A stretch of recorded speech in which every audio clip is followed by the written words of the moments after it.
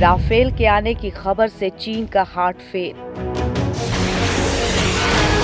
पूर्वी लद्दाख में ड्रैगन को रौंद देगा राफेल। दोस्तों, राफेल विमान के भारत आने की खबर सुनते ही चीन की धड़कनें तेज हो गईं।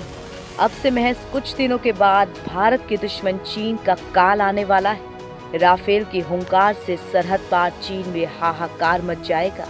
इतना ही नहीं, बिना सरहद पार किए भारत चीन पर अचूक वार कर पाएगा। चीन से झड़प के बाद भारत को सबसे ज्यादा जरूरत इसी राफेल विमान की थी, जो कि 29 जुलाई को भारत आ रहा है। इसकी मारक क्षमता इतनी है कि अभी से चीन का हार्ट फेल होने लगा है। भारत को इसी हफ्ते फ्रांस से 6 लड़ाकू राफेल विमान मिल रहे हैं। एशिया में भारतीय एयरफोर्स की धाक पहले से है। राफेल के वायुसेना से जुड़ने के बाद उसकी ताकत कई गुना बढ़ जाएगी। ये एयरक्राफ्ट भारत को जम्मू कश्मीर और लद्दाख के दुर्गम पहाड़ी इलाकों तक ऑल वेदर एक्सेस देगा। चीन और पाकिस्तान के साथ लगी सीमा पर इसकी तैनाती से भारत का एयर डिफेंस सिस्टम पहले से कहीं ज्यादा मजबूत हो जाएगा। भारतीय राफेल के मुकाबले में चीन का चेंगडू J-20 लड़ाकू विमान है। हालांकि चीन का J-20 कुछ मामलों में राफेल से आगे है, लेकिन तकनीक और मिसाइल के मामले में राफेल चीन के J-20 से कहीं आगे है। चीन के J-20 और भारत के राफेल में कौन बेहतर?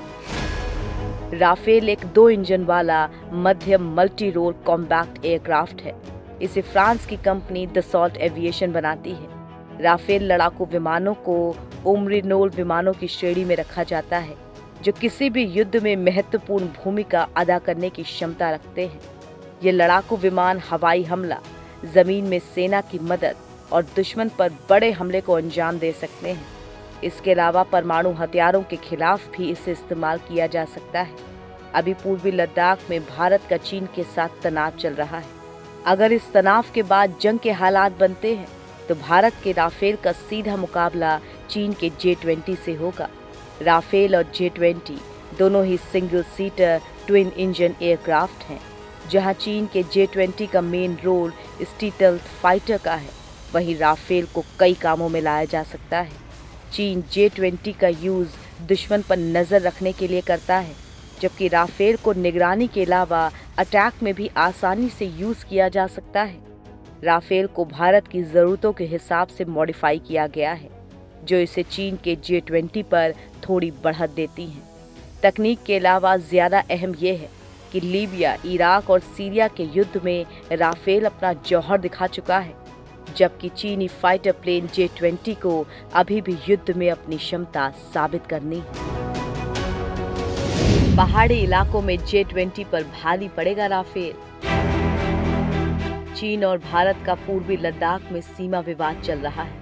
अगर दोनों देशों के बीच तनाव बढ़ा तो यही इलाका युद्ध का मैदान भी बनेगा।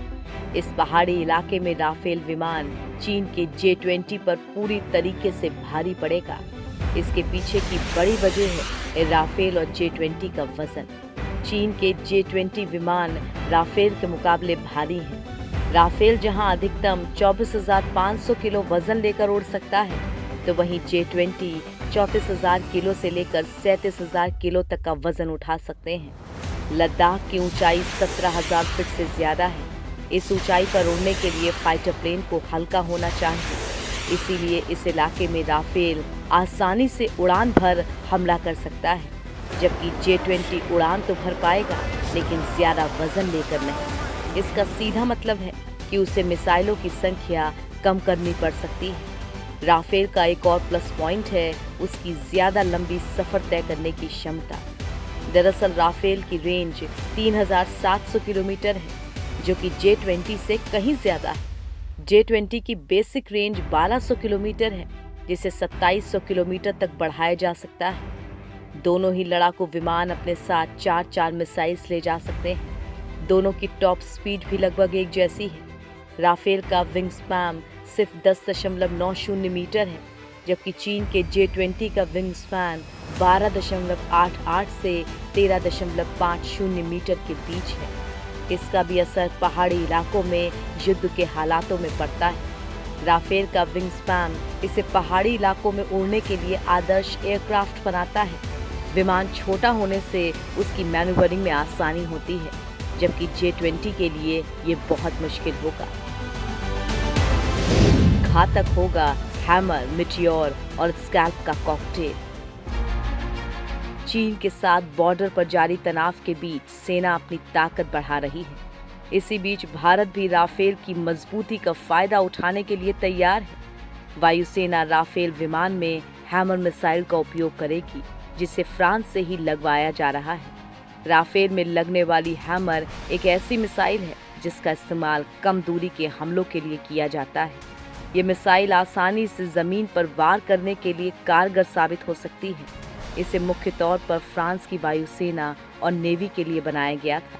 इस मिसाइल के वार से मजबूत बंकर और शेल्टर भी तबाह किए जा सकते हैं। ये ऊंचाई वाले इलाकों में 60 किलोमीटर और निचले इलाकों में 15 किलोमीटर तक मार करने की क्षमता रखती है।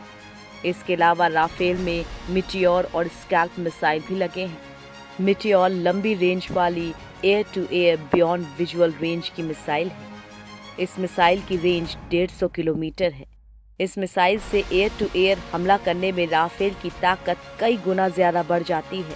यही नहीं, मिटियोर मिसाइल दुश्मन देश के लड़ाकू जहाजों को आसानी से अपना निशाना बना सकती है। राफेल में लंबी दूरी तक मार करने में सक्षम स्कैल्प मिसाइलें भी लगेंगी। ये ब्रह्मोस की तरह क्रूज मिसाइल है।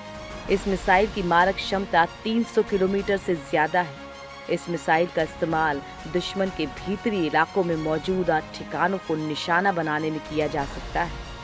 फ्रांस से आने वाले राफेल में स्कैल्प और मिटियोर मिसाइलें पहले से लगी होंगी। स्कैल्प मिसाइलें दुश्मन देश के पुल, रेल, सड़क, पावर प्लांट्स, एयरफील्ड्स, बंकर्स, कमान और कंट्रोल सेंटर्स को आसानी से निशाना बना सकती हैं। जबकि चीन का J-20 विमान PL सीरीज की मिसाइलों से लैस है। J-20 में PL-15 और PL-21 मिसाइलें लगी हुई हैं, जिनकी रेंज 300 और 400 किलोमीटर है। हालांकि पहाड़ी इलाकों में लड़ाई के लिए मिसाइलों की दूरी के बजाय उनकी मारक क्षमता ज्यादा अहम मानी जाती है। रेंज के मामले में PL-15 मिसाइल काफी हद तक मिटियोर मिसाइल को टक्कर देती है, जबकि ज्यादा रेंज वाली PL-21 का अभी ऑपरेशनल होना बाकी है। किसका सर्विलांस सिस्टम ज्यादा मजबूत? राफेल का रडार सिस्टम 100 किलोमीटर के दायरे में एक बार में एक साथ 40 टारगेट की पहचान कर सकता है।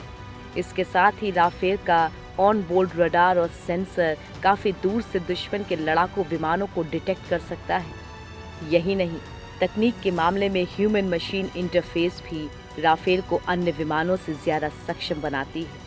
राफेल में लगे विभिन्न सेंसरों से पायलट को फैसला लेने में कुछ माइक्रो सेकेंड्स का ही समय लगता है, जबकि चीन के J-20 में इंटरनल कैनन लगा है। इसमें AESA रडार लगा हुआ है, जो कि ट्रैक सेंसर से लैस है। चीन का दावा है कि इसमें passive electron optical detection system भी लगा है, जिससे पायलट को 360 डिग्री कवरेज मिलता है। इस विमान से चीनी मिलिट्री सैटेलाइट्स और कई ड्रोन्स का डेटा एक्सेस किया जा सकता है। साथ ही J-20 की सबसे बड़ी खासियत ये है कि ये स्टील्थ विमान है, जो कि रडार की पकड़ में नहीं आता है। कुल मिलाकर चीन के J-20 और भारत के राफेल में कुछ अंतर जरूर है, और यह अंतर ही J-20 को राफेल के मुकाबले थोड़ा दमदार बनाता है। हालांकि दोनों ही जहाज 5वीं पीढ़ी के हैं, लेकिन सबसे बड़ी बात जो इन दोनों जहाज़ों को अलग करती है वो ये कि राफेल के पास कई जंगों में दुश्मनों को बर्बाद करने का एक्सपीरियंस है, जबकि चीन के J-20 को अभी अपना कौशल दिखाना है।